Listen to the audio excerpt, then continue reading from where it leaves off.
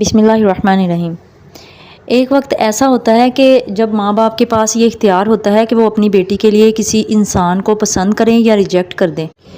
پھر ایسا ہوتا ہے کہ اپنی لاڈلی بیٹی کے لیے اپنی طرف سے بیسٹس انسان ماں باپ چن لیتے ہیں۔ بس اسی دن سے بیٹی کے لیے سارا وقت تبدیل ہو جاتا ہے، پھر سارے اختیارات اس بیسٹس انسان کے نام ہو جاتے ہیں۔ پھر ماں باپ سے ملنے تک کی اجازت اس کے موڈ پہ ڈپینڈ کرتی ہے، وہ چاہے تو لے جائے اور چاہے تو منع کر دے، چاہے تو فون پر بات کرنے دے، چاہے تو نہ کرنے دے۔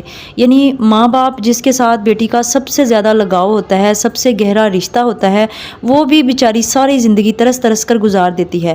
لیکن یہ بات شوہر کبھی بھی نہیں سمجھ سکتے، کیونکہ جس کو تکلیف ہوتی ہے نا، اسی کو تکلیف کا احساس بھی ہوتا ہے۔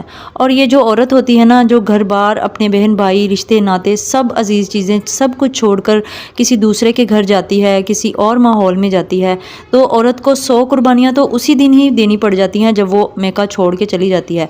ایک ہی رات میں اس کے اوپر ذمہ داریوں کا پہاڑ